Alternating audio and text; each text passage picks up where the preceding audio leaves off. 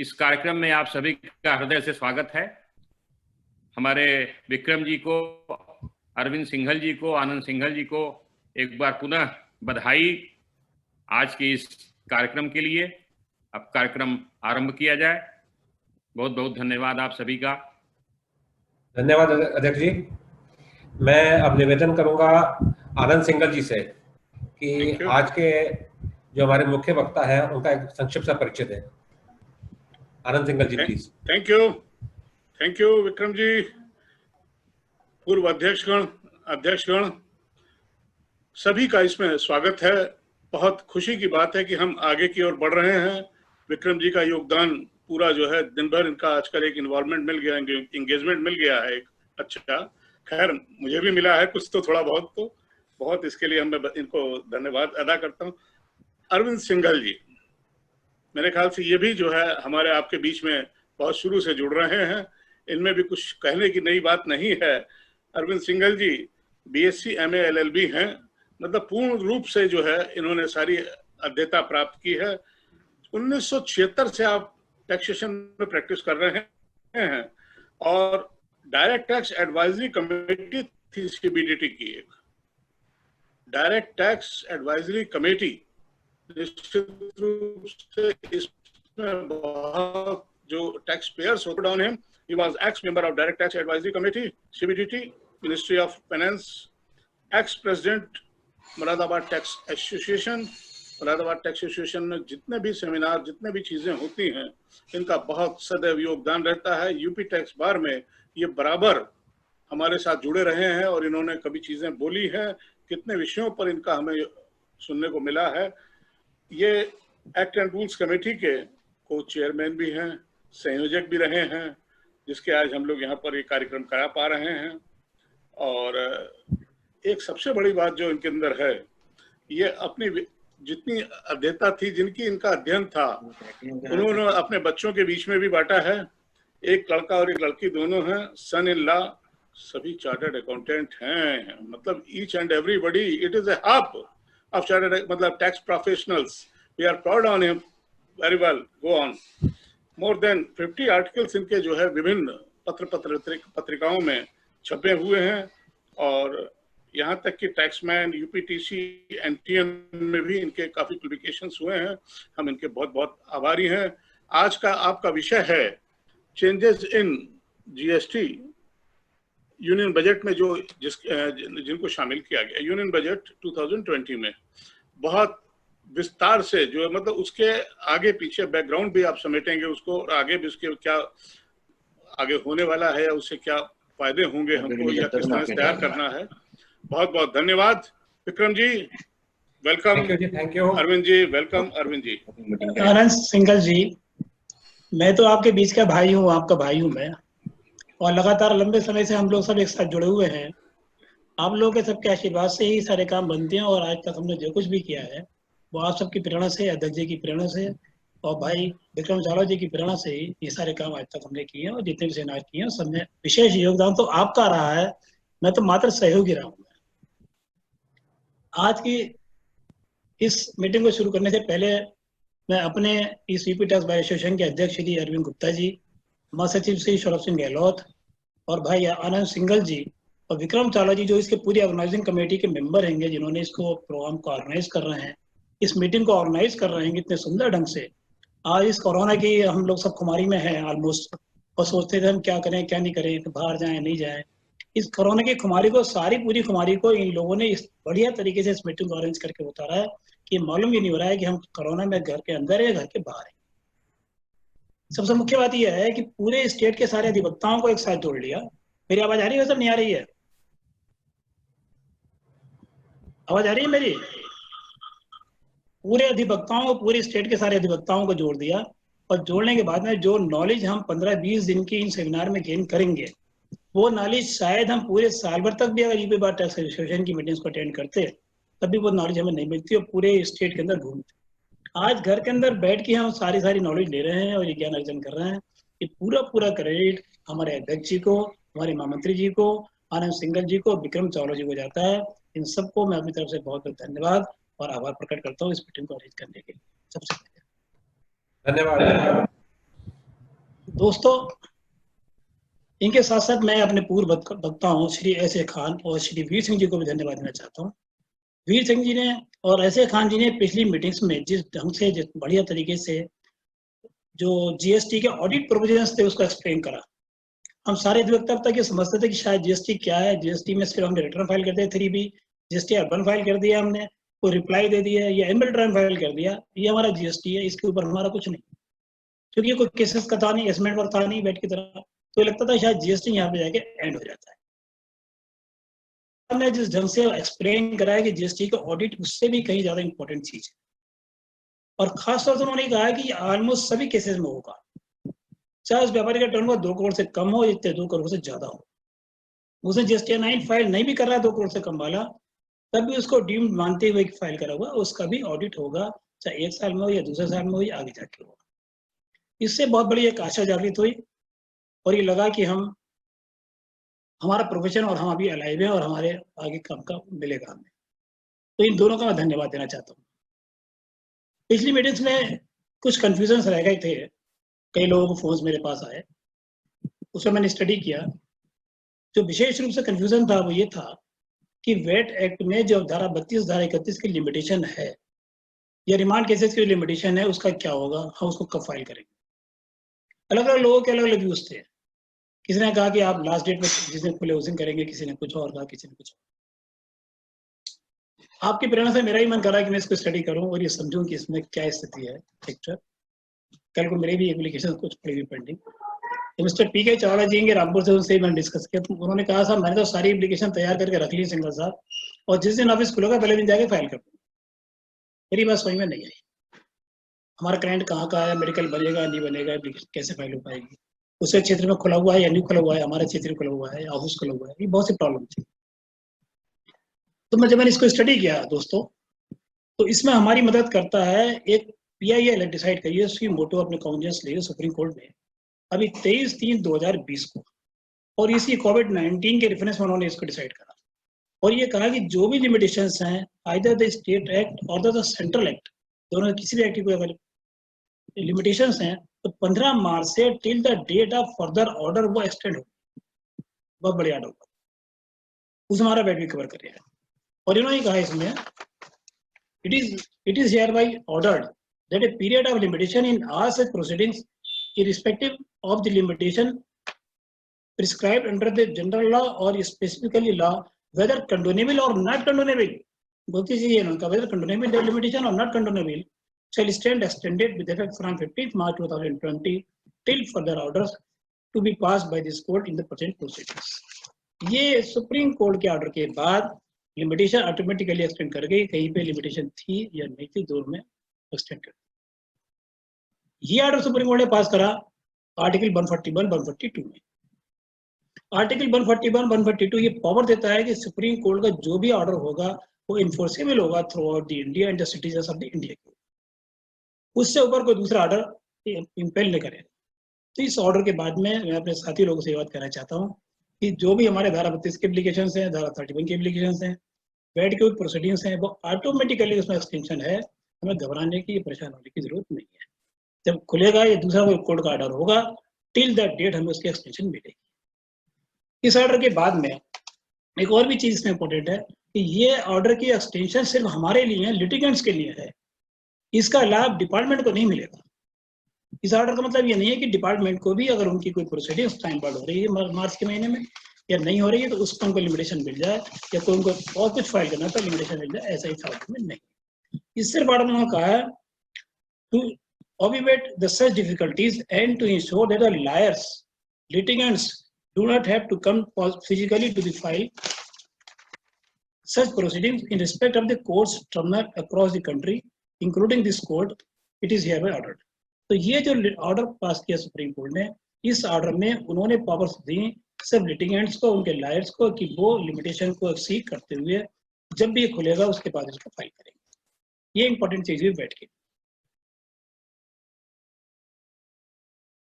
Second चीज आती है हमारे पास जीएसटी के लिमिटेशन की बात।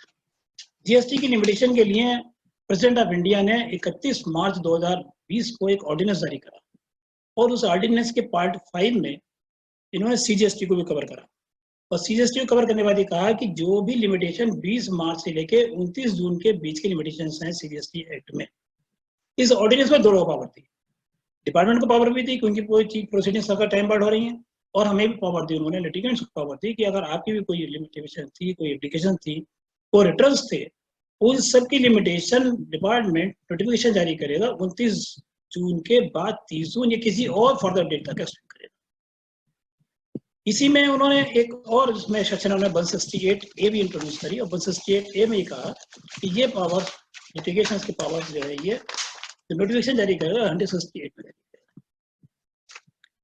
ऑनरेबल प्रेसिडेंट ने ये ऑर्डिनेंस जारी करा, ये देखें आप, कहा कि filing of any appeal, reply और एप्लीकेशन और furnishing of any report, document, returns और statement by whatever name called, चाहे वो 3B हो, चाहे वो GST-1 हो, चाहे वो क्वाइलमेंट रिटर्न्स हो, by whatever name called, shall not be extending the completion of the compliance of such action has not been made within such time stand extended to the 30th day of June 2020 or such other date after the 30th day of June 2020 as the central government made by notification specify in this Bihar 30 जून या 30 जून के बाद की कोई भी तारीख जो central government notify करेगी 20 मार्च से 29 मार्च तक के लिए एक्सटेंड हो जाएगी। ये वो हमारे पास सीजीएसटी की एक्सटेंशन, जिसमें हमें घबराने की जरूरत नहीं है। इस ऑर्डिनेंस के रेफरेंस में डिपार्टमेंट ने 3 अप्रैल 2020 को नोटिफिकेशन नंबर 30 से लेकर नोटिफिकेशन नंबर 35 तक 6 नोटिफिकेशन एक साथ जारी करे। नोटिफिकेशन नंबर 35 में बिल्कुल इसी ऑर्डिनेंस की कॉपी करती है, और ये कहा कि बिल्कुल जो 20 मार्च से लेके और 29 जून तक के जितने भी मैटर्स हैं, चाहे वो डिपार्टमेंट के मैटर्स हैं और चाहे वो पार्टी के डीलर्स के मैटर्स हैं, उन सब की डेट एक्सटेंड होकर 30 जून हो जाएगी। बहुत छोटा सा इन्होंने ये नोटिफिकेशन जारी करा जिसमें बात है कि 30 जून ये हो जाएगी। इसी दिन इत्तेफाक से जो डिस्प्यूट पैदा हुआ और जो बात करने की और जिक्र करने की बात आई, इसी दिन इत्तेफाक से उन्होंने एक नोटिफिकेशन 32 जारी करा।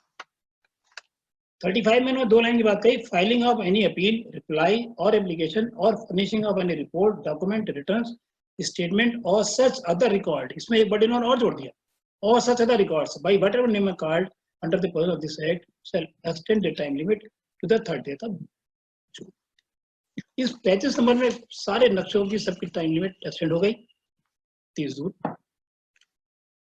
इसी के साथ इसी दिन एक नोटिफिकेशन नंबर और 32 जारी हुआ, और नोटिफिकेशन 32 में उन्होंने 3B फाइल करने की डेट्स को स्पेसिफाई किया, उस दिन मीटिंग में जिक्र हुआ था ये। और 3B की डेटों में उन्होंने स्पेसिफाई करने में अलग अलग कैटेगरी बनाई। सबसे पहले कैटेगरी वो बनाई जब 5 करोड़ से ऊपर के व्यापारी, टर्नओवर के व्यापारी, सबसे फर्स्ट कैटेगरी 5 करोड़ से ऊपर के टर्नओवर के व्यापारी फरवरी, मार्च और अप्रैल 3 महीने का नक्शा जमा करेंगे 24 जून तक, डेट 24 जून।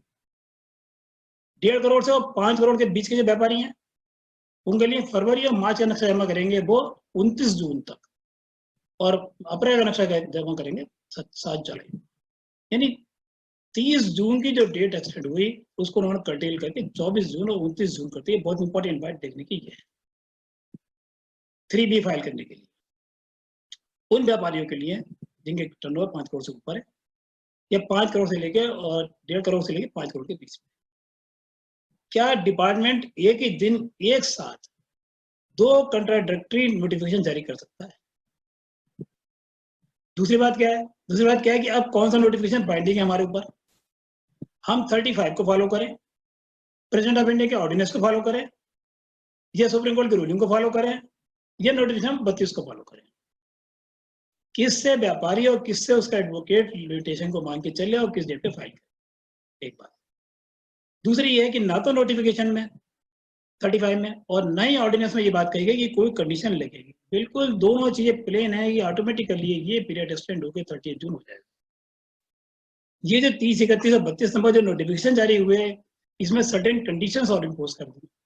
वो कंडीशन क्या इम्पोज कर दें कि आपको इस डेट तक तो मिलेगा, इस डेट के बाद अगर आप फाइल करेंगे तो आपको लेट फी पे करना पड़ेगी सिंस द बिगिनिंग, स्टार्टिंग से, ये आपको ये ब्याज देना पड़ेगा। मेरा अपना विचार ये है, मेरा अपना सबमिशन ये है कि जब आपने लिमिटेशन को एक्सटेंड कर दिया तो वो पीरियड जो आपको कोरोना वायरस का पीरियड था, जो कोविड-19 का पीरियड था, जिसे व्यापारी निकल नहीं सकता था, आपने उसको लॉकडाउन कर दिया था, वो पीरियड एक्सक्लूड हो गया उस लिमिटेशन पीरियड से। जब लिमिटेशन पीरियड से एक्सक्लूड हो गया तो उसके बाद में 30 जून से लिमिटेशन स्टार्ट हो, जब 30 जून से लिमिटेशन स्टार्ट हो रही है तो 30 जून के बाद अगर कोई फाइल करता है तो वहां से उसका डिफॉल्ट क्रिएट होना चाहिए और वहीं से इंटरेस्ट का प्रोविजन होना चाहिए। ना कि ये कि अगर उसे एक दिन लेट और फाइल कर दिया, 2 दिन लेट और फाइल कर दिया, तो आप उसको उठा के 20 मार्च से 20 अप्रैल से या 20 मई से उसके ऊपर लेट से लगा दें। तो मेरा अपना सजेशन ये है कि ये जो नोटिफिकेशन नंबर 32 है ये गलत है बिल्कुल, और व्यापारी के बिल्कुल खिलाफ है, और व्यापारी के खिलाफ ही नहीं है, ये नोटिफिकेशन नंबर 35 और ऑडियंस के भी खिलाफ है, ये उसको सुपरसीड नहीं करता। तो अध्यक्ष जी से मैं कहूंगा कि इसके विषय में जो भी हो वो इसमें कार्रवाई वो करें। ये था ब्रीफ, जो पिछली मीटिंग्स का ब्रीफ था जिसपे मैंने अपने व्यू दिए। दोस्तों अब मैं आता हूँ आज के टॉपिक पे। आज का जो मेरा टॉपिक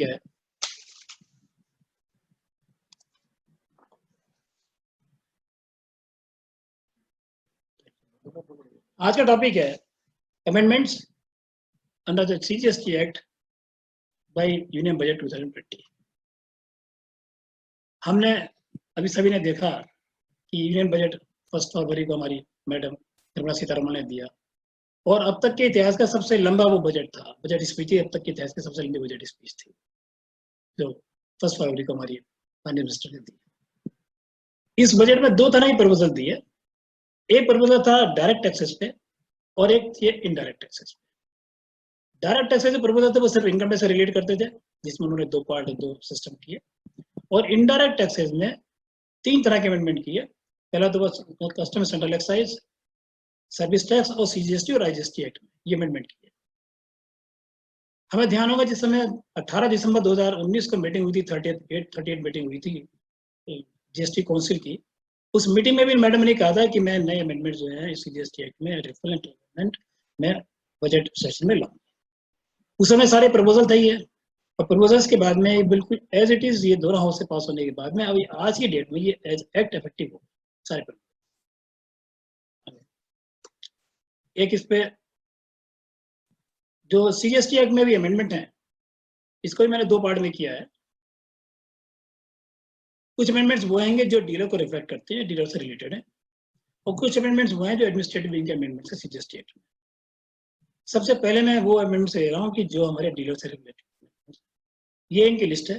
सेक्शन 10(2) में, section 16(4), section 29(1)(c), section 30, section 30(2), section 51(3), section 112(1)(a), section 131(1), 32(1), section 140, और एक इंपॉर्टेंट अमेंडमेंट है शेड्यूल 2 में। अब एक एक सेक्शन वाइज 1 बाय 1 इसको डिस्कस करते हैं। सेक्शन 10(2), सेक्शन 10(2) कंपाउंड स्कीम को डिफाइन करती है। कंपाउंड स्कीम में शुरू से हम देखना, जब से पहले जुलाई 2017 से हमारा ये एक्ट लगा है, तब से कंपाउंड स्कीम में लगातार कोई ना कोई, कंपोजिशन स्कीम में लगातार कोई ना कोई चेंजेस आते रहते हैं। सबसे पहले इसकी लिमिट कुछ 50 लाख रुपए रखी थी और सिर्फ सप्लाई ऑफ द गुड्स के लिए थी। फिर उन्होंने सप्लाई ऑफ द गुड्स और सर्विसेज को भी ऐड करा। उस सर्विसेज में रेस्टोरेंट की सर्विसेज ऐड करी, फिर रेस्टोरेंट की सर्विसेज के बाद में सर्विसेज और बहुत सारी ऐड कर दी। लिमिट इसकी 1.5 करोड़ रुपए की कर दी। कुछ स्टेट के लिए उन्होंने 75 लाख रुपए की लिमिट कर दी। कई सारे चेंजेस इसमें कंपोजिशन स्कीम में लगातार आते रहे। अब आज की तारीख में 1.5 करोड़ की लिमिट है कि सप्लाई ऑफ द गुड्स के लिए, और 50 लाख की लिमिट है हमारे पास सप्लाई ऑफ द सर्विसेज के। इसमें सप्लाई ऑफ द गुड्स में 3 कंडीशंस उन्होंने दी थी जो डिबार करती थी, जहां पे आप नहीं ले सकते थे, कंपाउंड स्कीम आप नहीं कर सकते थे। एक थी इंटरस्टेट सप्लाई, दूसरी थी नॉन टैक्सेबल सप्लाई, और तीसरी थी through e-commerce electronic commerce operative through supply. ये थी। इन तीनों सप्लाईज पे कंपोजिशन स्कीम का ऑप्शन नहीं था, लेकिन सर्विसेज में ये कहीं भी डिबार नहीं थी अब तक। इन्होंने सब के आगे वर्ड सर्विसेज और जोड़ दिया। ये ओल्ड प्रोविजन है, ये आप देखेंगे जहां मैंने रेड इसको किया हुआ है। हर इन्होंने डिबार क्लास में interstate supply of the goods और सर्विसेज भी अब हो गया। ऐसी non taxable supply of the goods और services e commerce, supply of the goods और सर्विसेज। अब इसमें सप्लाई ऑफ द गुड्स में, सप्लाई ऑफ सर्विसेज में, इन तीनों कंडीशंस में हमें कंपोजिशन स्कीम का ऑप्शन का खत्म हो गया। Next section 16(4). दोस्तों ये बहुत ही इंपॉर्टेंट सेक्शन है 16(4). 16(4) सेक्शन क्या है? सेक्शन 16(4)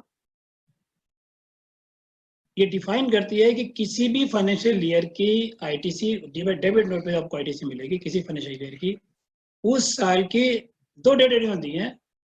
अगले सितंबर माह के रिटर्न की due date, filing of the due date, या उसी फाइनेंशियल ईयर के एनुअल रिटर्न की ड्यू डेट जो भी पहले होगी, उस डेट तक आप एक फाइनेंशियल ईयर की आईटीसी क्लेम कर सकते हैं।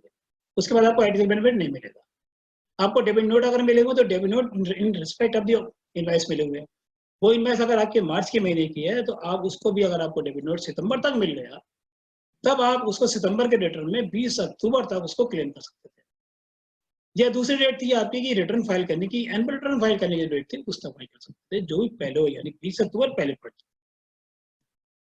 बहुत सी कंपनियां ऐसी थी कि जो अक्टूबर, नवंबर, दिसंबर में डेबिट नोट देती थी। उनकी इनकम टैक्स की date of filing of the return अक्टूबर, किसी की नवंबर। तो जिस समय वो रिटर्न फाइल करते थे उस समय रिकंसिलेशन होता था, रिकंसिलेशन होने के बाद में वो डेबिट नोट दिया करते। हम जब सेक्शन 64 की बात करें तो हमें सेक्शन 34 भी पढ़ना पड़ेगा। इसमें सेक्शन 34 क्रेडिट नोट और डेबिट नोट का एक्सप्लेन करती है। 34(1) और 34(2) क्रेडिट नोट की बात करती है, और 34(3) और 34(4) डेबिट नोट की बात करती है। 34(4) ये कहती है कि जो सप्लायर डेबिट नोट इशू कर रहा है, इसमें कोई टाइम लिमिटेशन नहीं है। जो सप्लायर डेबिट नोट इशू कर रहा है, जिस महीने वो डेबिट नोट को इशू करेगा, उस महीने में अपनी लायबिलिटी ओन करते हुए टैक्स जमा करेगा और उस महीने के रिटर्न इसको शो करेगा। यानी उसने, मान लिया अक्टूबर के महीने में हमारे सप्लायर ने अपने डेबिट नोट दिया, तो अक्टूबर के महीने में उस पर लायबिलिटी उसने ओन कर ली और हमारे ट्यूए में आ गई। लेकिन जो परचेजर था, उस परचेजर को उस लायबिलिटी को, उस आईटीसी को अवेल करने का राइट नहीं है। सेक्शन 16(4) डिबार करती है। वही कहते थे अक्टूबर में आपने दिया, आपको सितंबर के रिटर्न में आप इसको शो कर सकते थे, अक्टूबर के रिटर्न में आप इसको शो नहीं करें, आपको पावर नहीं। आप बिल्कुल एक एग्जांपल ऐसे देखें, जैसे मान लीजिए कि कोई माल 1,20,000 रुपए का है और गलती से पार्टी ने मार्च 2019 में उसकी इनवाइस 1 लाख रुपए की जारी कर दी, और उस 1 लाख रुपए की इनवाइस से 18% के हिसाब से हमसे 18,000 रुपए टैक्स ले लिया। इनवाइस हमारे पास आ गई, उन्होंने अपनी शो कर दी, हमें अपनी शो कर दिया, हमें 18,000 का क्रेडिट मार्च 2019 के रिटर्न में मिल गया आईटीसी। अब अक्टूबर 2019 में वही हमारा सप्लायर हमें एक 20,000 रुपए का डेबिट नोट और भेज देता है। ये कोई मिस्टेक हो गई थी, कोई ऑडिट रिपोर्ट लग गई, या कोई कंपनी ने रेट बढ़ा दिया है, या गवर्नमेंट की कोई प्लानिंग चेंज हो गई, उसकी वजह से रेट बढ़ गए। 20,000 रुपए का मान लीजिए उसने हमें डेबिट नोट अक्टूबर 2019 में भेज दिया और उस पर 3600 रुपए की हमसे आईटीसी और ली। तो वो जो सप्लायर हमारा है, वो सप्लायर तो अपने अक्टूबर के महीने में इसको शो करेगा और शो करने के बाद में टैक्स गवर्नमेंट जमा करेगा। लेकिन मैं परचेजर हूँ, मुझे इसका क्रेडिट आईटीसी नहीं मिलेगा। एक लोगों ने था बहुत ज्यादा। आपको ध्यान होगा जब 17-18 का बात आई, वो पहला साल था 17-18 का, तो ये बहुत शोर मचा कि हमें तो बहुत गलती थी, हमें मालूम नहीं था, ये नहीं था, हमें होल्डर काम नहीं कर रहा था, हमसे आता नहीं था कि कब डेबिट नोट आते हैं, क्या होता है क्या। तो गवर्नमेंट ने एक ऑर्डिनेंस जारी करा, एक एडवाइजरी जारी करी, एडवाइजरी नंबर 2 जारी करी गवर्नमेंट ने। उस एडवाइजरी नंबर 2 देखिए, मैं दिखला रहा हूँ आपको, ये एडवाइजरी नंबर 2 से 17-18 के जो मैटर्स था, एडवाइजरी नंबर 2 में इन्होंने जारी करी है, और इसमें 17-18 के लिए इसको टाइम भी आपको ध्यान होगा मार्च 2019 तक कर दी कि जो 17-18 की आपकी इनवाइसेज हैं या जो डेबिट नोट उससे रिलेट कर रहे हैं और छूट गए आपके दिखाने से, तो मार्च 19 के रिटर्न में आप इसको शो कर दें। It was only and only for 17 and 18। इसको उन्होंने परमानेंटली इसको प्रोविजन को नहीं डाला था। 17-18 में लोगों ने शो कर दी, फिर भी रह गए। अब 18-19 के लिए कोई भी ना तो आफ्टर एडवाइजरी जारी हुई, रिमूवल ऑफ द डिफिकल्टीज जारी हुई, ना एडवाइजरी जारी हुई, और ना ही कोई अमेंडमेंट आया। तो 18-19 के जो डेबिट नोट थे या किसी ने इनवाइस रिवाइज करके दी थी, तो उसकी टाइम लिमिट खत्म हो गई, हम ले सकते थे। ये एक लोकोना था। अब इन्होंने इस लोकोना को खत्म कर दिया, और खत्म करने के बाद जहां ये था इन रिस्पेक्ट ऑफ, देखिए था invoice relating to such debit note. आप देख रहे हैं स्क्रीन पर आ रहा है ये।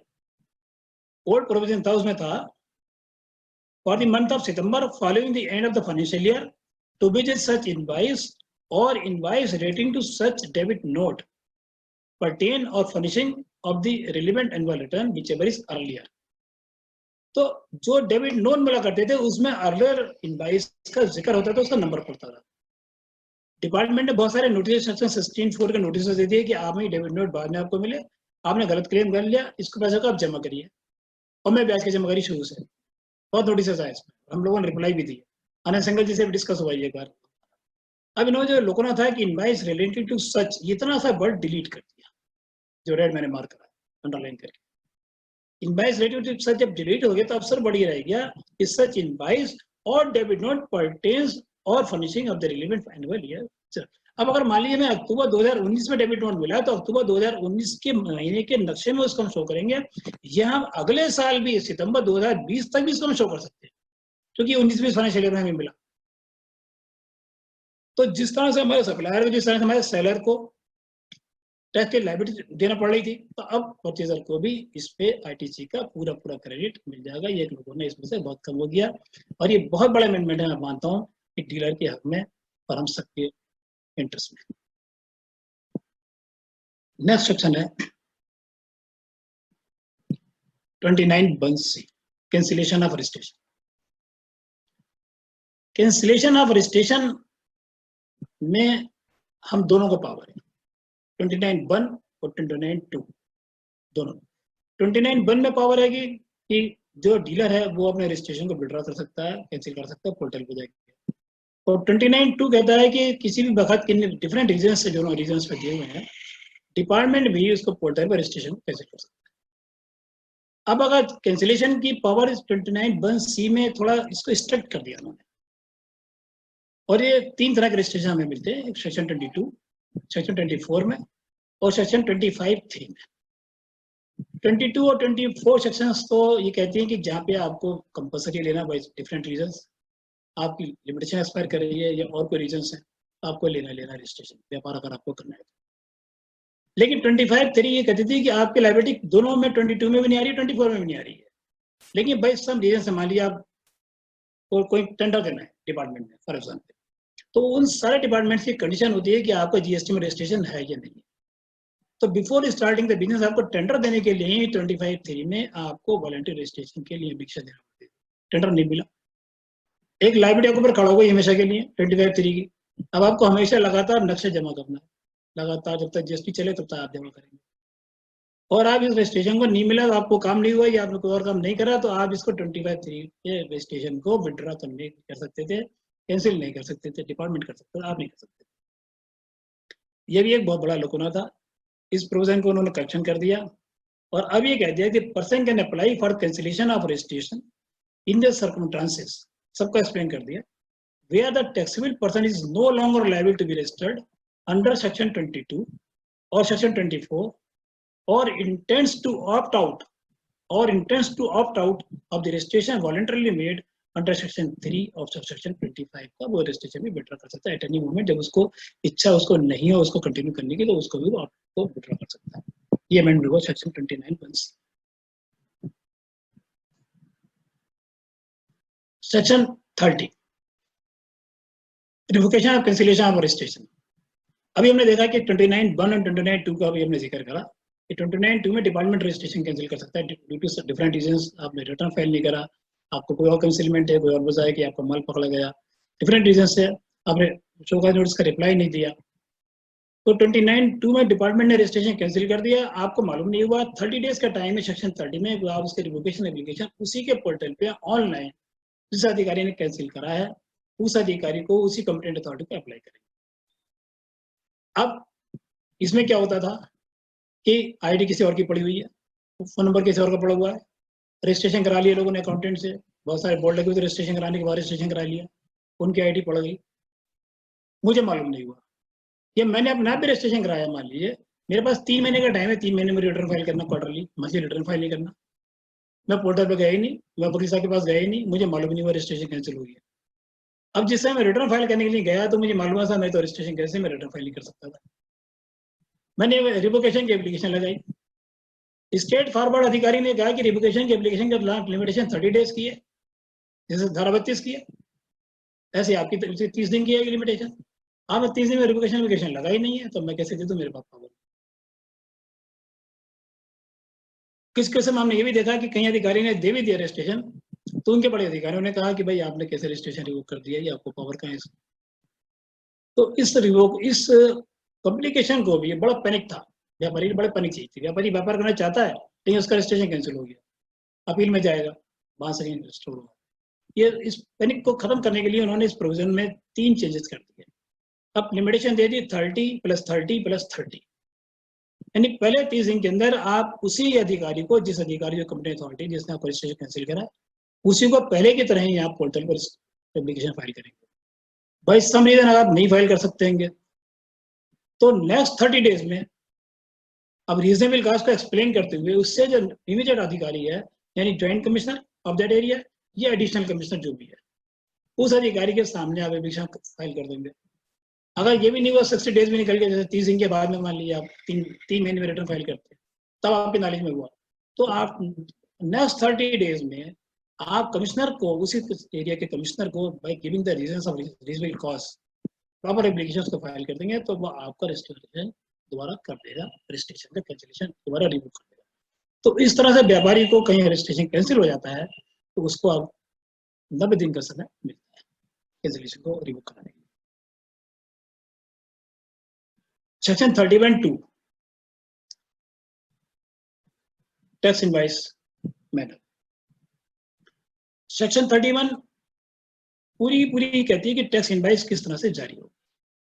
पूरी सेक्शन 31 टैक्स इनवॉइस पे डिपेंड है। इसमें एक प्रोविजन था, अभी देखा हमने दिसंबर के महीने में कि जहां पे सप्लाई ऑफ द गुड्स में लगातार हम देख रहे हैं, लगातार फोर्स डिपार्टमेंट का चल रहा है। अभी 2 सेक्शन में और भी डिस्कस करूंगा आगे। इसमें जो पेनल्टी के सेक्शन है 122 और 132, तो उसी से रिलेटेड सेक्शन है टैक्स इनवॉइस की 31(2). डिपार्टमेंट का लगातार ये फोकस है कि हम हर तरह से जो टैक्स एवेजन हो रहा है, जो फास्ट आईटीसी क्लेम की जा रही है, जो फास्ट इनवॉइस जारी की जा रही है, माल की सप्लाई नहीं हो रही है, उन सारे केसेस को हम मैक्सिमम आपको पिन आउट कर देंगे। जब पिन अप कर देंगे तो टैक्स इवेजन कम हो जाएगा। इसी को रोकने के लिए उन्होंने कहा है कि ई टैक्स इनवॉइसिंग जारी हो, और ई टैक्स इनवॉइसिंग के लिए बाकायदा QR नंबर वगैरह सब दिया, और ये ई टैक्स इनवॉइसिंग स्टार्ट कर दी 1 अप्रैल 2020 से स्टार्ट हो रही थी। दिसंबर के महीने में इसमें सारी प्रोसीडिंग सब हो गई थी, और 1 जनवरी फिर 1 फरवरी से इसको उन्होंने ऑप्शनल किया हुआ था 500 करोड़ के या फिर 100 करोड़ के व्यापारियों के लिए। शायद हमारे बीच वी सिंह जी बैठे होंगे, इन्होंने वी सिंह जी ने इस पर एक आर्टिकल भी लिखा था ई इनवॉइसिंग पे दिसंबर के महीने में। अभी मेरा भी एक आर्टिकल इससे बिल्कुल तैयार है, जो आपको अगले महीने मिलेगा। तो ये जो ई इनवॉइसिंग थी, ये थी सिर्फ invoicing for the supply of the goods के लिए। अब इन्होंने इसको बढ़ाने के बाद कर दिया for the supply of the goods के साथ साथ for the supply of the services और कर दिया इसमें, यानी दोनों तरह से इन्होंने फिलअप कर दिया कि सर्विसेज भी हैं आपके 100 करोड़ से ऊपर की, ये सप्लाई है, दोनों में आपको अब ई इनवॉइसिंग पोर्टल पे जाके जमा करनी है। इसका फायदा क्या है इनवॉइसिंग का? ई इनवॉइसिंग का फायदा सबसे पहले तो ये है कि आपको जीएसटी में ऑटोमेटिकली तैयार होता है, इसमें आपको कुछ करना नहीं, अपने आप पोर्टल पे तैयार होता रहेगा, उसी को आपको अपलोड। जब आपके पास 100 करोड़ से ऊपर का टर्नओवर, तो डेफिनेटली आपकी ऑलमोस्ट आपको ई बिलिंग करना पड़ेगी, ई पे बिल निकालना पड़ेंगे। वो सारे ई वे बिल भी इसी पोर्टल से जब आप ई इनवॉइस जनरेट करेंगे तो ई वे बिल भी ऑटोमेटिकली बन जाएगा, उसका पार्ट ए, और पार्ट बी अगर आपको इन्फॉर्मेशन तो वही बन जाएगा, और उसी तरह से इसका जीएसटी बन जाएगा। अब इसमें उन्होंने ये अमेंडमेंट कर दिया और ये पावर सीक कर ली गवर्नमेंट ने, on the recommendation of the council by notification specify the categories of the services or supplies in respect of which a tax invoice shall be issued within the such time and in such manner as may be prescribed. B में हमने amendment करा, subject to the conditions mentioned therein in specify the category of the services in respect of which any other document issued in relation to the supply shall be deemed to be the tax invoice or tax invoice may not be issued. ये इन्होंने अब services को भी tax invoice में ई invoices में जोड़ दिया supply of the goods के साथ साथ। नेक्स्ट 51(3) और 51(4) ये 2 क्लास हमारे पास हैं, और दोनों हमारे टीडीएस का एक्सप्लेन करते हैं। 51(3) कहता है कि एक डायरेक्टर डायरेक्टली से टैक्स काटेगा इन सर्कमस्टेंसेस में, और उस अमाउंट को गवर्नमेंट डिपार्टमेंट में पे करेगा इन विद इन टाइम। और 51(4) कहता था कि उसको गवर्नमेंट डिपार्टमेंट में पे करने के बाद विद इन 5 डेज के अंदर डायरेक्टर डायरेक्टिव को सर्टिफिकेट इशू करेगा इन प्रिस्क्राइब्ड मैनर, जो उसमें फॉर्म दिया हुआ है वो 5 दिन के अंदर उसको सर्टिफिकेट इशू करेगा, ताकि जो डायरेक्टिव है उसका क्रेडिट अपने रिटर्न्स में ले सके, 3B में ले सके, IT से क्रेडिट ले सके। और अगर वो 5 दिन के अंदर नहीं करता है इसको, तो उसको 100 रुपये पर डे की पेनल्टी थी डायरेक्टर के ऊपर। मोस्ट ऑफ द डिपार्टमेंट सरकारी डिपार्टमेंट है डायरेक्टर की, 500 रुपये पर डे की पेनल्टी थी, 100 रुपये पर डे की पेनल्टी थी, अब 5000 से मैक्सिमम पेनल्टी थी। अब इसमें उन्होंने इस 4 को जो लायबिलिटी थी पेनल्टी वाली, व्यापारी के ऊपर तो लग रही है और डिपार्टमेंट के ऊपर इन्होंने इसको ओमिट कर दिया। और सिर्फ ये रह गया कि एक certificate of deduction at the source shall be issued in such form and such manner as may be prescribed. वो कब देगा कब नहीं देगा, देता है नहीं देता, ये सारा अब उसके ऑप्शन पे रह गया, उसके ऑप्शन पे रह गया।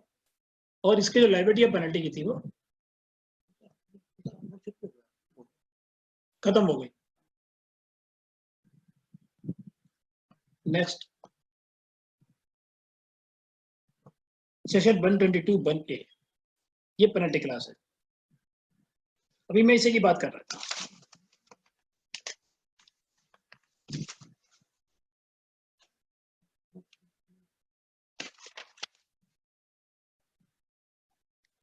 पेनल्टी प्रोविजन थे सेक्शन 122, इसमें नई सेक्शन इंसर्ट करी ना 122(1)(a), और एक सेक्शन हमारे पास इन्होंने दी है 132(1). 122(1)(a) है पेनल्टी के लिए, और ये भी पिन अप करती है उन सारे सर्कमस्टेंसेस को जहां पे बोगस ITC इशू होती थी, बोगस ITC इशू थी वहां के लिए। दोस्तों मैं इसको ऐसे समझो कि एक लोगों ने एक चेन बना ली थी, कुछ व्यापारी एक चेन बना ली, घर के 3-4 पैन कार्ड है, उन 3-4 पैन कार्ड पर उन्होंने सब में रजिस्ट्रेशन सीख कर लिया, और रजिस्ट्रेशन सीख करने के बाद में उन्होंने मान ली A, B और C 3 लोग आ गए।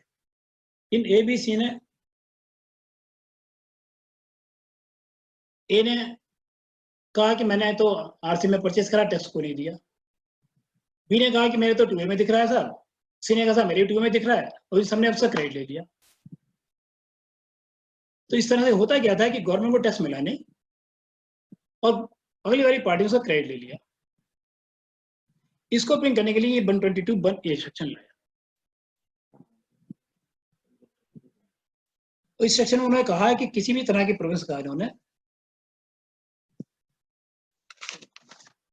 where a taxable person who supplies any goods or services or both without issue of any invoice or issue any incorrect invoice or false invoice with regard to any such supply.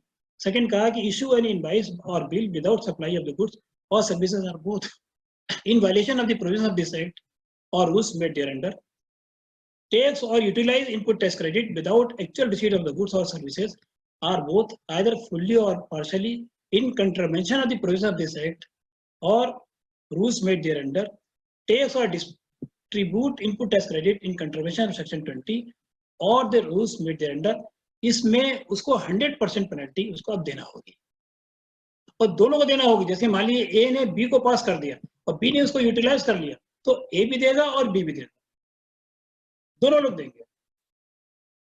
ये नहीं कि खाली A दे के बच जाएगा B दे के बच जाएगा, दोनों लोगों को इसमें देना है। ये इन्होंने इसको फिलअप करके और इस प्रोविजन कर दिया। अब इसी के साथ साथ दूसरा आता है 132(1). 132(1) में इसके साथ साथ बिल्कुल सेम 132(1) लिया और 132(1)(c) दो में इन्होंने चेंजेस करे, और बिल्कुल पैरेलली इन्होंने कह दिया कि उसके साथ साथ उसको पनिशमेंट भी होगा। खाली ये नहीं है कि पेनल्टी देके बच जाएगा, दोनों लोगों को पनिशमेंट भी होगा। ये नई क्लास इन्होंने इसमें ऐड करे।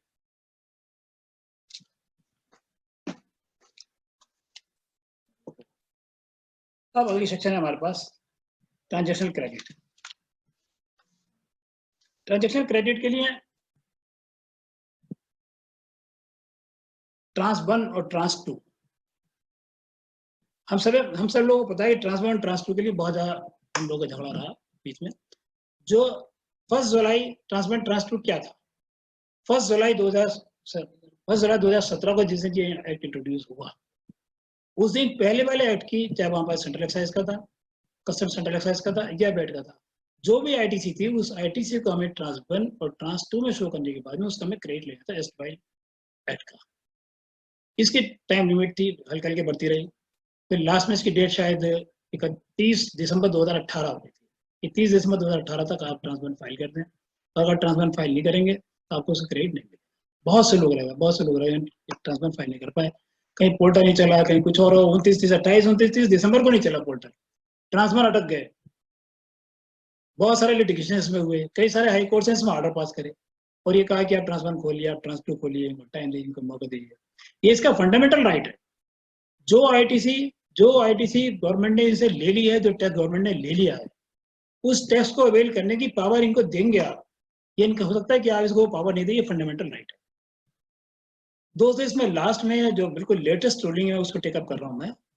ये लेटेस्ट रूलिंग आपको पोर्टल पर आ रही होगी, Punjab and Haryana high court की रूलिंग है, और इसमें 102 पीआईएल फाइल हुए एक साथ, 102 पीआईएल का एक साथ डिस्पोजल करा 4 नवंबर 2019 को।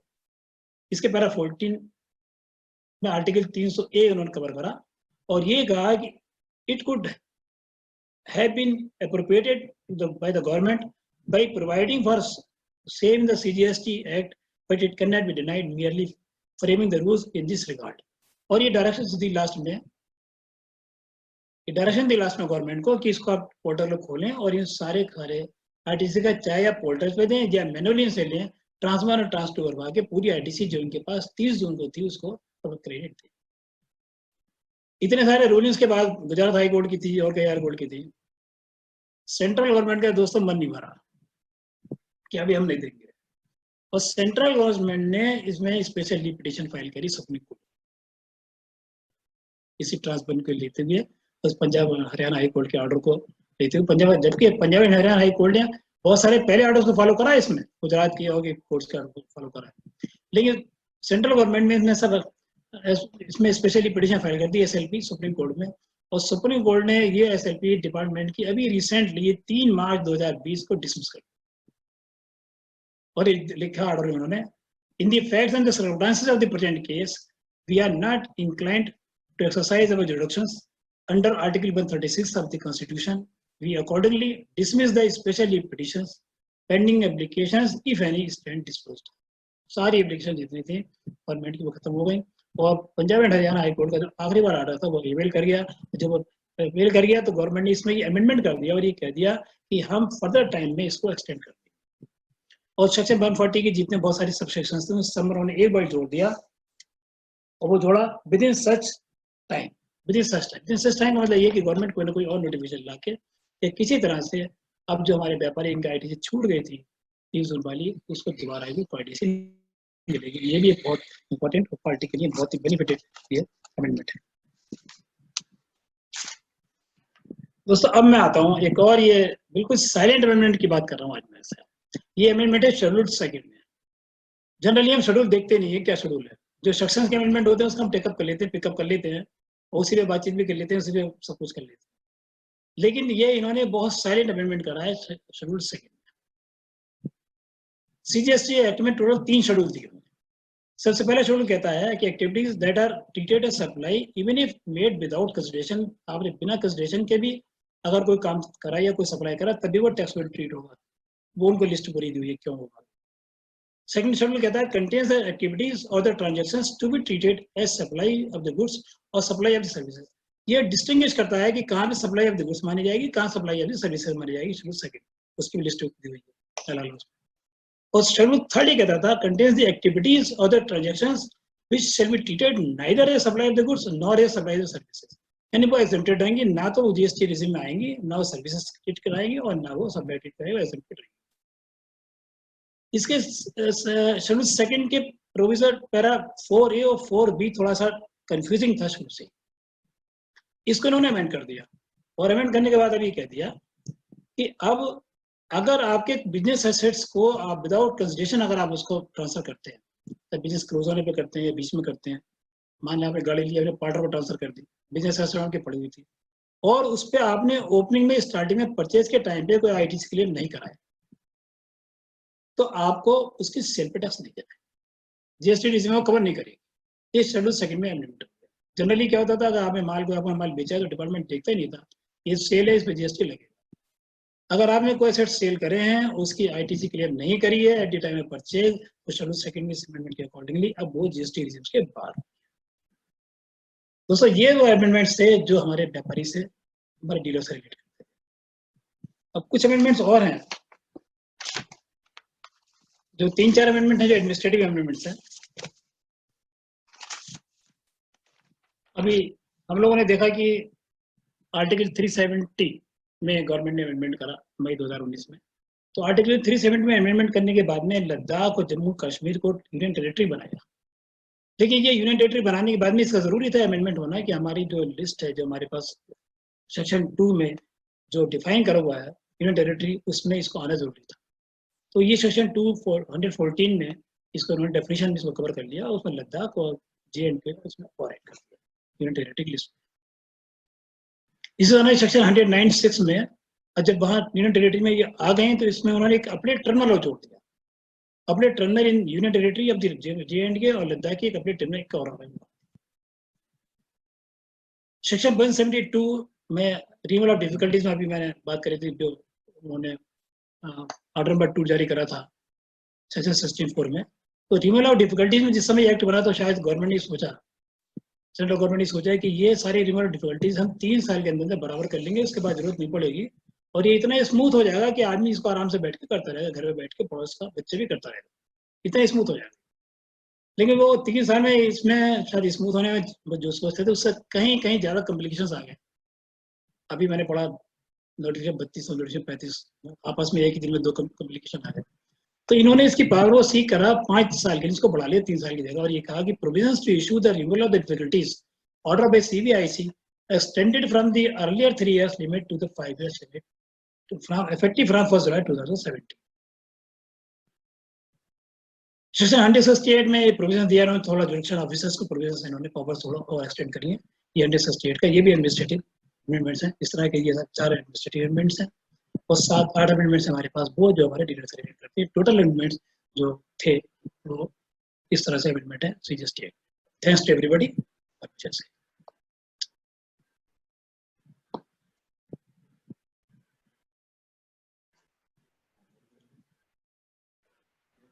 इंक्लूड हो गया वैसे मेरा इंक्लूड हो गया। हाँ धन्यवाद सिंघल साहब, आपका लगता है प्रेजेंटेशन इंक्लूड हो गया, शायद कंप्लीट हो गया वैसे। Yes, thank you so much, thank you. Raju ji, can you switch off the screen sharing please? Yes sure.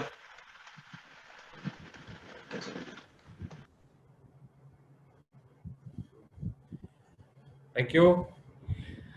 सभी से निवेदन है कि अपनी जो जो क्वेरीज हैं वो कृपया करके चैट बॉक्स में डाल दें, ताकि हम कोशिश करेंगे उन सबको हम आपके साथ शेयर कर सकें। सिंघल साहब उसका जो जवाब दे सकेंगे, कोशिश करेंगे उनका जवाब दे सकें।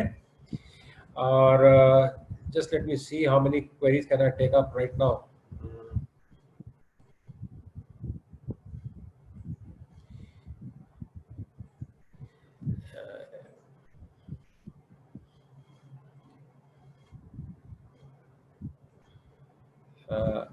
सिंघल साहब, आपका माइक म्यूट तो नहीं है शायद? माइक ऑन कर लीजिए सिंघल साहब।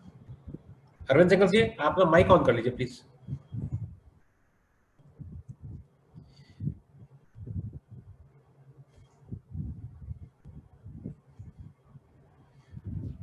अब कर दिया ऑन, हो गया ऑन, आ गया आवाज जी।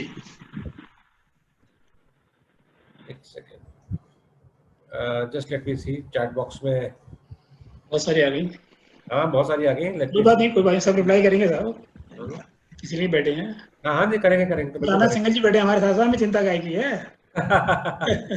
जो हमसे बचेंगे आनंद सिंघल जी करेंगे। हाँ जी, हाँ जी। तो जो सबसे पहली क्वेरी आई है वो आई है एडवोकेट नवीन जैन बिलासपुर से। He is saying in section 122(1)(a) penalty should be 100% value of the goods और 100% of tax amount. Tax evasion, tax amount 100% of the tax amount. Badrinath Pandey ji पूछ रहे हैं mode of service Only electronic mode or any other mode is allowed in GST? Only electronic mode. No other Only mode. electronic. Only electronic. Tarun Manual Tandon कोई जी चीज का नहीं है एक इसमें।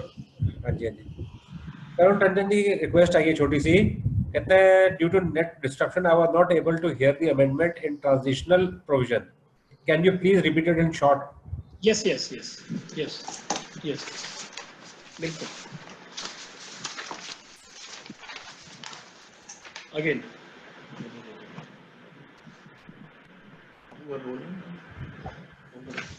ट्रांजेक्शनल क्रेडिट सेक्शन 140 में प्रोविजन ये था कि जो हमारे पास पुराने वाले एक्ट की आईटीसी थी, दो तरह की आईटीसी थी. एक तो वो आईटीसी थी हमारे पास जो हमारे पास वेट से आ रही थी, और एक वो आईटीसी थी जो हमारे पास कस्टम सेंट्रल एक्साइज से आ रही थी. दोनों तरह की आईटीसी के लिए उन्होंने कहा था जितनी भी कैरी फॉरवर्ड होकर आ रही है उसको आप ट्रांस 1 और ट्रांस 2 में अपने शो करके उसका क्रेडिट लेंगे.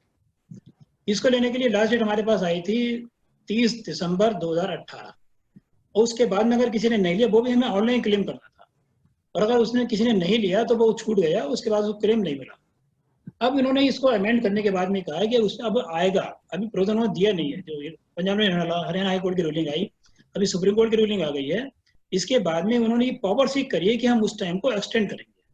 सेक्शन 140 की सब section A B C D सारी में उन्होंने पावर सीक कर ली कि हम इन सर्टेन टाइम इसको एक्सटेंड करेंगे. तो कोई नोटिफिकेशन पे आएगा, ये खुलेगा पोर्टल की किस तरह से ये आप ट्रांसफर इसको फाइल करेंगे.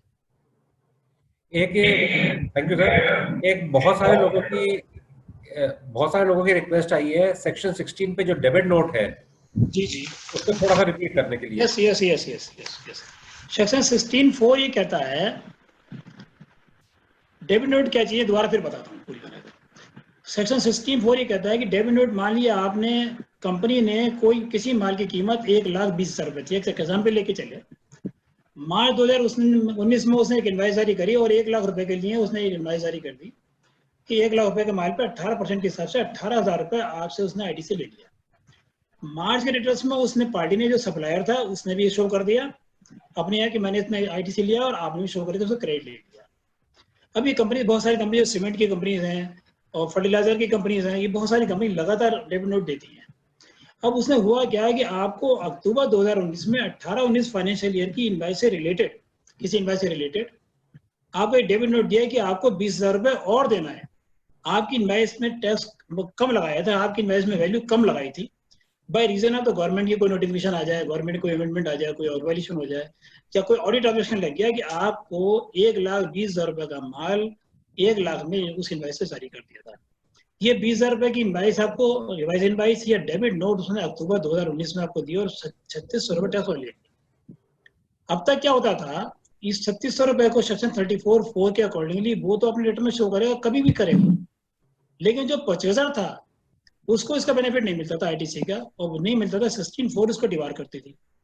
16(4) कहती थी कि दो कंडीशन थी 16(4) में कि उस सितंबर महीने के ड्यू रिटर्न की डेट तक या एनुअल रिटर्न की डेट विचेबल कर लिया.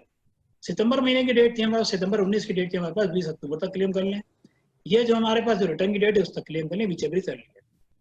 तो ये लोगों था. अब इन्होंने इसको हटा दिया, तो जो वर्ड था in relation to invoice, in relation to invoice word दोबारा thank you sir. Thank you. आगे अगला क्वेश्चन ले लेते हैं. Next question is from Shri Anil Kumar Gupta, Bahraich. Under compounding scheme what services have been included? If you could tell us about it in detail. Again, please. कैसा? Under compound scheme, what services have been included? Services तो सब आएंगी, services तो उन्होंने दी हुई है सारी. अब इसमें उन्होंने डिवार कर दिया, पहले डिवार नहीं थी सर्विसेज. अब उन्होंने जिस तरह से 3 कंडीशंस थी, जो हम कहते हैं इंटरेस्ट रेट सप्लाई करेंगे या कंजम्पशन रेट सप्लाई करेंगे या हम ई कॉमर्स की सप्लाई करेंगे, सप्लाई के साथ साथ सर्विसेज को कर दिया. अब और 3 सर्विस को डिवार कर दिया. जो पुरानी वाली सर्विसेज थी उसमें इसमें कोई अमेंडमेंट नहीं करेगा. कंपाउंड में सेक्शन 10 बिल्कुल वैसे की वैसी रखी.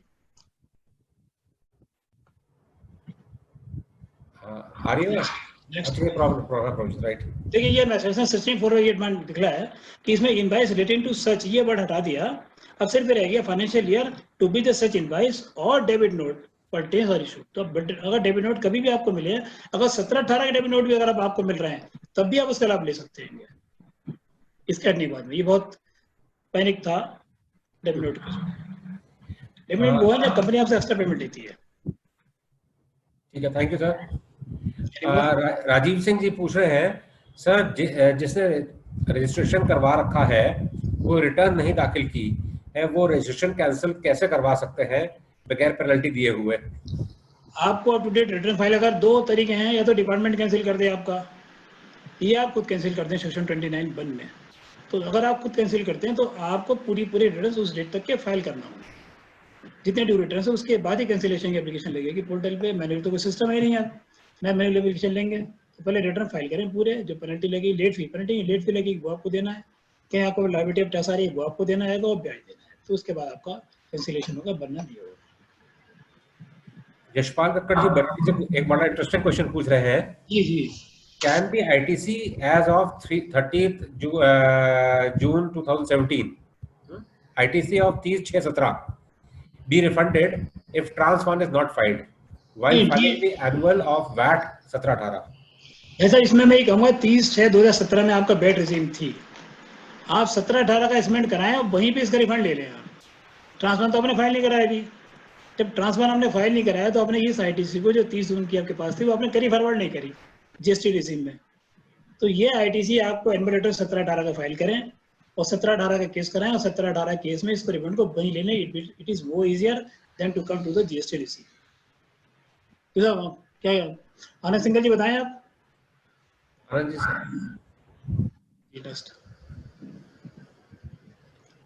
हेलो जी आप बताइए, 30 जून की जो आईटीसी है तो ट्रांसफर फाइल नहीं किया। यस यस, मेरी ओपिनियन तो ये है कि वहीं पे उसका वेट में इसका रिफंड ले लें, बेहतर है। इसी के साथ एक चीजें, कुछ चीजें जुड़ी हैं कि क्या 30 जून को जो हमारे पास स्टॉक था, 30 जून को जो टैक्सेबल स्टॉक था, बाद में जाके वो वस्तु कर मुक्त हो गई है। खासकर मैं पर्टिकुलरली ग्रेन्स के लिए कहूंगा, ये चीजें बहुत ज्यादा आ रही हैं कि वो उसको कह रहे हैं कि हम 30/6 में रिवर्स करेंगे। अच्छा प्रश्न है, इस पर लोग चर्चा करें कि मेरे हिसाब से बिल्कुल स्पष्ट है provision of the VAT act कि no RITC can be made on the stock, क्योंकि उस तारीख में, विक्रम जी मेरे ख्याल से सहमत होंगे, आपसे बातचीत भी हुई है, हम लोगों ने इसका अध्ययन भी किया है, क्योंकि 30/6 को जो स्टॉक था उस दिन वैट एक्ट में किसी भी तरह का कोई प्रोविजन नहीं है कि उस पर RITC आप कर सकें, ऑल्दो यू हैव अवेल, और आगे जाके वो वस्तु कर मुक्त हो जा रही है। तो इस, क्योंकि कहीं पर भी रेट ऑफ टैक्स भी देखिए जो प्रोविजन है, लोग कहते हैं कि रूल ऑफ, उसमें रूल्स के अंदर ये प्रोविजन है कि सेक्शन 7 में अगर वो उन्होंने करमुक्त वो 0% कर दिया है तो उस दिन जो स्टॉक था आपके ऊपर उसकी RITC हो जाएगी। लेकिन ऐसा नहीं है, क्योंकि वैट एक्ट एप्लीकेबल है और कोई सेक्शन 7 में नोटिफिकेशन नहीं है। आई थिंक ये दोनों चीजें बिल्कुल क्लियर हैं और हमको we should go for that. बिल्कुल बिल्कुल सिंघल जी, मैं आपकी बात से एकदम सहमत हूँ। देखिए दोनों बिल्कुल अलग अलग एक्ट हैं, दोनों अथॉरिटी बिल्कुल अलग हैं। मेरा सेंट्रल वाला जो है माली जीएसटी है, मेरा सेंटर में ही जा सकता है स्टेट की बजाय मेरा केस, तो जरूरी नहीं कि वहीं पर रह जाऊंगा। जिस समय आप वेट में ऑर्डर कर रहे हैं तो वेट में आप RITC रिवर्स नहीं करेंगे, वेट के एक्ट के सेक्शंस के अकॉर्डिंगली आपको RITC देना है मुझे। वहां भी इस तरह का कोई रिवर्सल नहीं है। वेट में सेक्शन 13 और सेक्शन 14 में कोई ऐसा सिस्टम नहीं है कि आप, अगर आप जीएसटी में इसको लेके वहां पे एग्जम्पशन हो जाएगा तो आप यहाँ पे रिवर्सल करेंगे। I am not right. Singhal साहब क्वेश्चंस बहुत आए हुए हैं, लेकिन अनफॉर्चुनेटली काफी सारे क्वेश्चन जो है वो दूसरे इश्यूज को लेके हैं। आप अगर लिस्ट भेज देंगे मैं मुझे, उनको स्किप कर रहा हूँ। मैं अपने साथियों से माफी चाहूंगा जो दूसरे इशू से लेके उनको स्किप करके इसी में स्टिक करना चाहेंगे। फिर भी बीच में जो से आ रहे हैं सामने, एक आया है केशव देव शर्मा जी से, एडवोकेट इलाहाबाद के शायद। क्या पार्लर का रजिस्ट्रेशन कंपोजिशन सर्विसेज में ले सकते हैं? कितने % टैक्स है पार्लर का? मेरे ख्याल से ब्यूटी पार्लर की बात कर रहे हैं। ब्यूटी पार्लर के करने देखिए बिल्कुल ले सकते हैं। 6% टैक्स है इसमें भाई साहब, सर्विसेज में 6% टैक्स लायबिलिटी है, 1% नहीं है इसमें। डॉक्टर गिरीश वाष्णव अलीगढ़ से पूछ रहे हैं, गुजरात से यूपी में माल खरीदा, बिल्टी 12,000 रुपए की गुजरात की है, RCM में GST SGST जमा कराना है कि IGST जमा कराना है? ये यूपी के बाहर से यूपी में माल आया है नहीं, पेमेंट देखिए पेमेंट कहाँ जा रही है? प्लेस ऑफ सप्लाई मेन चीज है। हम जब भी आरसीएम की लेते हैं या कोई भी चीज देखते हैं तो उसमें प्लेस ऑफ सप्लाई देखते हैं। प्लेस ऑफ सप्लाई क्या आएगी? अगर प्लेस ऑफ सप्लाई आपकी मुरादाबाद आएगी या यूपी है आपका, तो आपको जमा कराना है सीजीएसटी एसजीएसटी में। और अगर प्लेस ऑफ सप्लाई आपका गुजरात है तो आपको कराना है इसको आईजीएसटी में। ठीक है, यही है, मेरा भी यही है। और ऐसे केसेस में मेरा जो अपना पर्सनल व्यू है, सॉरी इंटरप्ट कर रहा हूँ, कि सारे केसेस में जब माल का रिसीवर जो आदमी माल रिसीव कर रहा है, बिल्टी की पेमेंट वही कर रहा है, तो सर्विसेज भी वही रिसीव कर रहा है, इसलिए 100% केसेस में आपका लोकल ही टैक्स जमा होगा, आईजीएसटी नहीं होगा। एग्री, बिल्कुल बिल्कुल, आईजीएसटी नहीं होगा, सीजीएसटी और एसजीएसटी होगा। राजीव खुराना पूछ रहे हैं, to streamline the GST as envisaged under section 172। नहीं, तो कुछ और, सॉरी, कोई सजेशन था? सर लिस्ट ले लीजिए, उसका हम ऑनलाइन के ईमेल और लिस्ट ले लीजिए, इसको सबको हम और आनंद जी बैठ के अध्यक्ष जी की अनुमति से सबको रिप्लाई करेंगे। जो रिलेटेड नहीं है उनको भी रिप्लाई करेंगे। आप अगर अपना व्हाट्सएप नंबर दे दें तो कभी कोशिश करते हैं। बिल्कुल, मैं दोनों चीज दे रहा हूँ, मुझे मेल कर दें, हम और आनंद सिंघल जी और अध्यक्ष जी तीनों सब लोग बैठ के, विक्रम चारों जी बैठ के एक एक रिप्लाई करेंगे पूरे स्टेट के। अगर कोई भी क्वेश्चन है in relation to the VAT और in relation to the GST, उसको हम अपनी पूरी कोशिश से रिप्लाई करेंगे। कोई भी हमारा मेंबर ऐसा ना रह जाए कि जिसका कोई क्वेश्चन रह जाए उसको जवाब उसको ना मिले। तो मेरा आप मोबाइल नंबर ले लीजिए, मैं इसी पे डाल रहा हूँ मैं दोनों चीजें, 9412 45926। ये बिल्कुल लास्ट में ये देखिए, ये आ रहा है मेरा मोबाइल नंबर भी आ रहा है, मेरा ईमेल एड्रेस भी इसमें आ रहा है, 9412 45926, और दूसरा है 94562 01769, और ईमेल एड्रेस है aks.taxation@gmail.com। आजकल तो छुट्टी में है, कोरोना वायरस में आएंगे और समय समय रिप्लाई करने के लिए आनंद सिंघल जी हंस रहे हैं। और हम तो हमें सीखने को मिलता है, जितनी भी क्वेरी है सब ले लीजिए। नहीं, बिल्कुल ठीक है सिंघल साहब, क्योंकि आज क्वेरी तो बहुत ज्यादा आई है, और लेकिन मैं देख रहा हूँ ज्यादातर क्वेरी जनरल नेचर है। मैं अपने सभी साथियों को बताना चाहूंगा, हम एक अलग सेक्शन करेंगे जिसके अंदर जनरल क्वेरीज लेंगे। आज से हम चाह रहे थे सिर्फ जो टॉपिक से संबंधित है उन्हीं को लिया जाए, और जरा सा इस टाइम मेरे पास क्वेरीज इस टाइम कम से कम 100 से ऊपर है पेंडिंग जो आई है अचानक ही, तो उन सबको तो हैंडल करना मुश्किल होगा, अपने छांट के क्वेश्चन पूछने मुश्किल से हो रहे हैं, समय सीमा भी है। फिर भी एक क्वेश्चन और जो सामने पड़ा है, वरुण कुमार भटनागर मुरादाबाद से, आपके मुरादाबाद से ही है जी। अरे वरुण जी का तो जरूर सुनेंगे साहब। What is the case when transporter has GST? ये हमारे जो सक्सेसर हैं साहब, वरुण कुमार जी हमारे, ये अच्छा, ये हमारे सक्सेसर हैं, आगे इन्हीं को लेके आएंगे। What is the case when transporter has GSTN, and same case how to claim input of hotel in other states? दूसरे स्टेट में होटल की सर्विसेज ली आपने, दूसरे स्टेट में जाके होटल की सर्विसेज ली है, उसका इनपुट मिलेगा क्या? होटल की सर्विसेज ली है, जाके होटल में ठहरे कहीं जाके दूसरे होटल, ठीक है। और आपके पास टेस्ट इनवॉइस है आपके पास? लेट अस प्रेज्यूम होगा। अगर आपने होटल में ठहरे लग्जरी के लिए, अगर आप फैमिली को लेके गए हैं और हमने घूमने के लिए गए हैं, तब तो उसका आईटीसी आपको नहीं मिलेगा। और आपका in relation to the business गए हैं, for the furtherance of the business अगर आप गए हैं, कुछ चीज़ आपने वो सेमिनार अटेंड करी है, कोई व्यापारी को अटेंड कराया आपने, और होटल में आप रहे हैं और टैक्स इनवॉइस आपके पास है, तो आपको उसका आईटीसी मिलेगा। For the furtherance of the business अगर आप मिलेगा। मैं जो शायद ये पूछना चाह रहे थे दूसरे स्टेट का, तो दूसरे स्टेट में तो नहीं मिल पाएगा इनपुट अगर दूसरे स्टेट का है होटल, दूसरे स्टेट का इनपुट नहीं मिल पाएगा अगर आप सेम स्टेट में आईजीएसटी नहीं, अगर इन्होंने उसको अपना जीएसटी नंबर दिया है और उसने अगर आईजीएसटी लगाया उसके ऊपर, तब तो इनको मिलेगा। और फर्दरनेस ऑफ द बिजनेस इनको प्रूव करना पड़ेगा। मेरा थोड़ा सा डिफरेंट व्यू है इसमें कि होटल वाला जो है आईजीएसटी नहीं लगा पाएगा शायद। यस, मैं भी कह रहा हूँ, मैं वो आ रहा था उसी पे आपकी बात ही कह रहा, वो सीजीएसटी और एसजीएसटी लगाएगा, क्योंकि उसने सर्विसेज आपको लोकल वहीं पे ऑन स्पॉट दिए। प्लेस ऑफ सप्लाई बार बार कह रहा हूँ आपको, प्लेस ऑफ सप्लाई सर्विसेज कहाँ है उसकी, वो वहीं पे है जहाँ पे वो रह रहेगा, उसने वहीं सर्विस आपको प्रोवाइड करी जाएंगी। अगर वो आगे आपके मुरादाबाद में काम करेगा तब आपको लगाएगा। प्लेस ऑफ सर्विसेज जब लगा रहा है और सीजीएसटी और एसजीएसटी अगर चार्ज कर रहा है तो आपको अदर स्टेट में उसका बेनिफिट नहीं मिलेगा। अभिनव अग्रवाल जी कुछ कह रहे थे, सब देखिए सी अभिनव अग्रवाल जी। अभिनव कौन, एक second, I will try unmute him. Abhinav Agarwal ji का कोई क्वेरी है? अभिनव जी अभिनव अग्रवाल जवाब दिया देखिए इसी पॉइंट पे। ठीक है, नहीं राइट।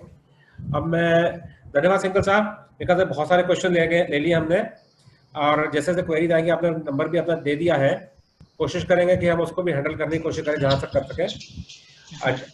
अब मैं निवेदन करूंगा, फिर फ्लैश करता हूँ जी। मैं निवेदन करूंगा Uttar Pradesh tax bar association के जनरल सेक्रेटरी श्री सौरभ सिंह गहलोत जी से कि वो एक आज का मीटिंग को समाप्त करें और हमारे विशेष स्पीकर को धन्यवाद भी दें। सौरभ सिंह जी प्लीज।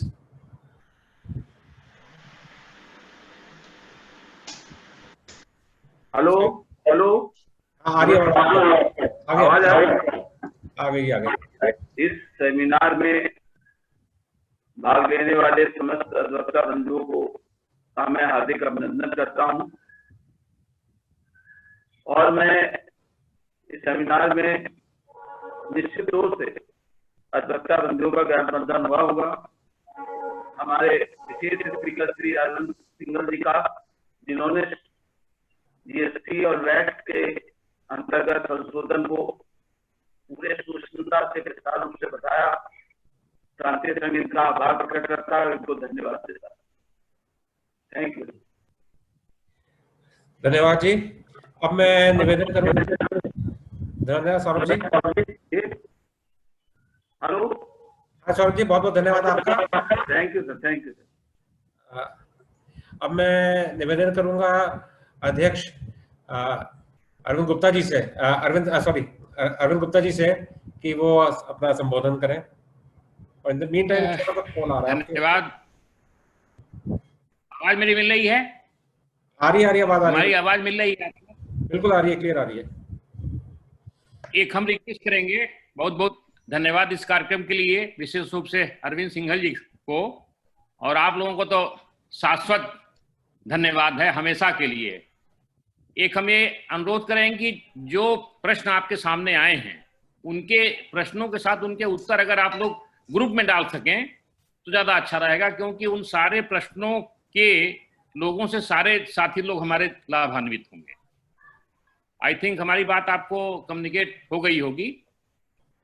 हमारा ये आग्रह है कि जो प्रश्न आए हैं उनके उत्तर व्हाट्सएप में इंडिविजुअल को देने के बजाय अगर सामूहिक रूप से ग्रुप में डाल दिया जाएगा तो ये ज्यादा उपयोगी रहेगा सभी के लिए। बहुत बहुत धन्यवाद। ये बैठक यहीं समाप्त की जाती है। आगे फिर हम एक दिन के बाद आप लोगों से इसी समय 4 बजे हम लोगों की मुलाकात होगी। एक बार पुनः आप सभी का आभार, आप सभी के प्रति धन्यवाद।